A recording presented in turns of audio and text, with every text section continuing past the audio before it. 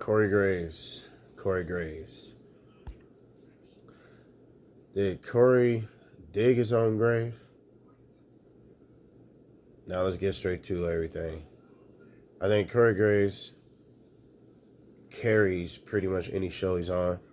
To me, he's the best commentator that he has since JBL.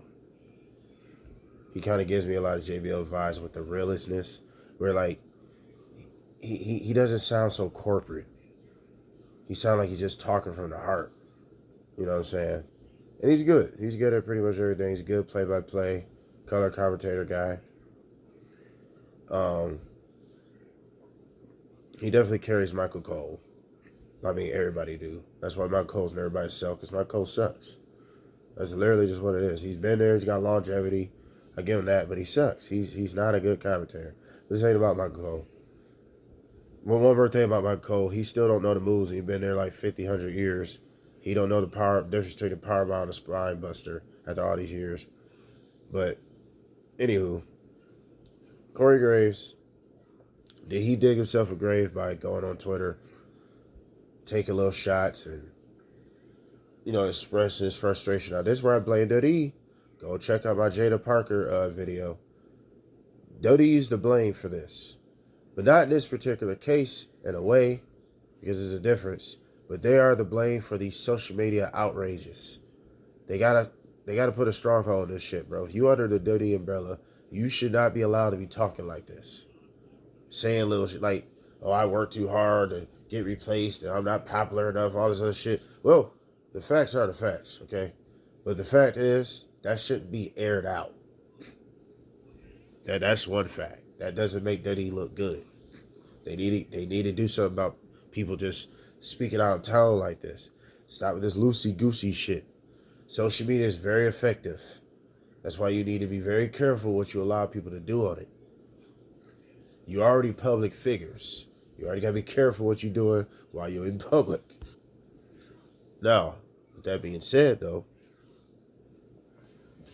back to the situation where he's, I'm not famous enough or whatever, not verbatim, but that's what he's basically saying. Getting cut for his dream job and all this other shit. Being demoted to NXT and, he feels like he's surpassed NXT, which is his roots. He need to look at it this way. You still have value. They didn't say, in John Laurinaitis' voice, hey kid, it's a budget thing. Best of luck in your future endeavors. They could have said that. No, you still got a job. So at the end of the day, you need to look at it that way. You still get a check. You still got a job. They still find you valuable. As far as we know, who knows you was going to be on NXT forever? That's one. Who knows? You probably wasn't going to be on NXT forever. They just probably needed you over there because they felt like, okay, NXT can use him right now until we probably got a different position. Right now, they only wanted Raw to have two guys. But who knows? They probably could have had Corey Graves, Pat McAfee, and Michael Cole. But at the end of the day, welcome to the party. Which is Dodie. This is Dodie for you. They've been doing this forever. It's not the same exact example I'm about to say, but you get my point. You're going to get my point.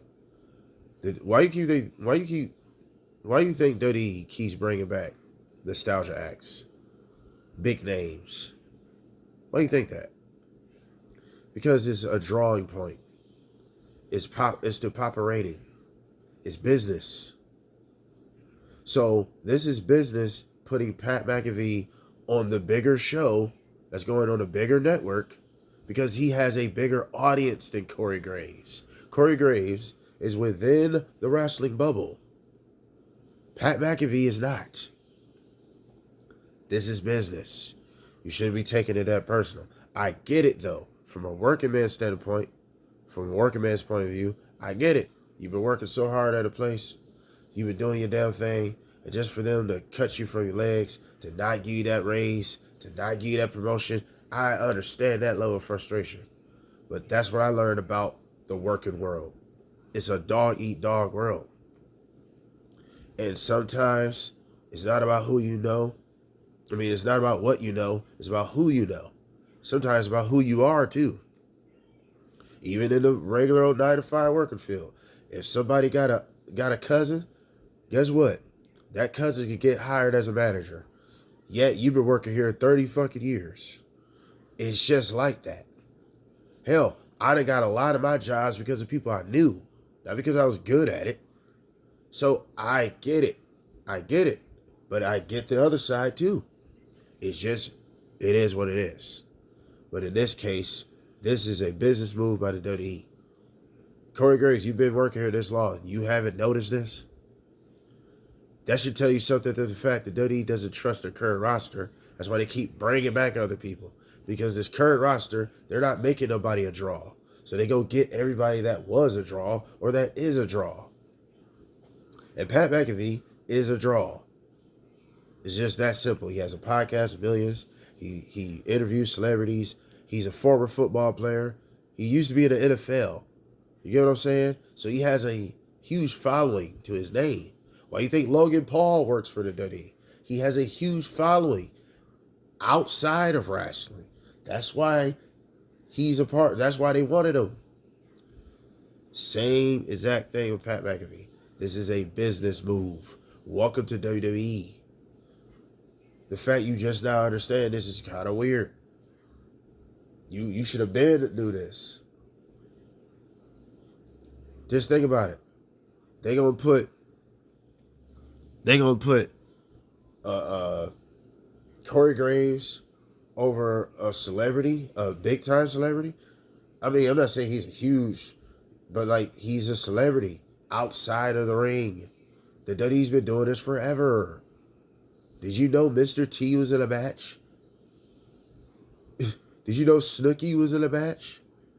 Did you know Snoop Dogg was in a match? They've been doing this forever, bro. I don't know why this is like shocking him. But that's what I said. Did he dig himself a grave?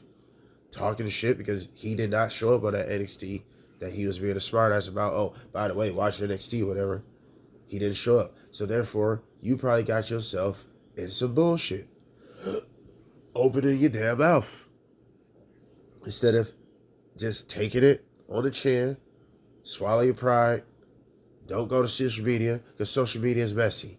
You're going to have people cheering you on. You know what? You are right, Corey Graves. Fuck them. Blah, blah, blah. And they're going to feed your ego and you're going to land in doing something stupid. And I think that's what he probably did because he wasn't on the show.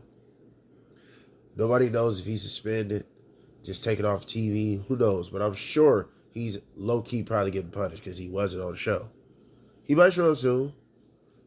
But on the other hand, you got people saying this is probably a work, which the WWE has done that a lot. They turned something that was a real situation and turned to work. And if they turn this into work, then I guess it's cool. I mean, it'll be interesting, I guess. What, they going to have Pat McAfee versus Corey Graves? I mean, I don't know if Corey Graves can actually get back in the ring due to his injury, though. So I don't really know where this will go. You know, if it was a work. So I don't really. That's why I really don't think this was a work. You know, this is just a real life situation. But that's the beauty of wrestling. You can turn anything into a work. But I don't really think this was. But it'd be cool if it is, though. I like Corey Graves. Regardless, I like him better than Pat McAfee. I understand why Pat McAfee was chosen over him. He is more famous than you. That's a fact. That's just what it is. So the fact they didn't fire your ass, you still had a job. You're a specialist pretty much to them. You could go anywhere. You've been on Raw before, you've been on SmackDown, you've been on NXT. You could go anywhere. That's how they look at it. They just needed you down there for a little bit. Ain't no telling how long you was going to be down there. They just needed you down there to hold some shit down. That's simple. Literally, that's simple. And I think you should have just took it on the chin, man. Sometimes it's best to not say a word. I think it's, if I'm not mistaken, I think it's the first rule of the 48 Laws of Power. The first law is never outshine the master. And because it hurts you at the end. You gotta let the master think they're doing a good job. Even though you're more competent than them, you gotta let them think they're in charge. But you opening your mouth on social media, you did the total opposite. You showed vulnerability. You should have just played the game, like Triple H did. Triple H waited patiently. Now he's the fucking creator now. He's the creative. He's the face of the WWE now. See how it works? It's a patient game. But I guess it is what it is with Corey Graves. We'll see where this goes. What do you guys think of this? Like, share, subscribe. Dislike if you want to. Tell me where I'm wrong. All the other good shit. We out.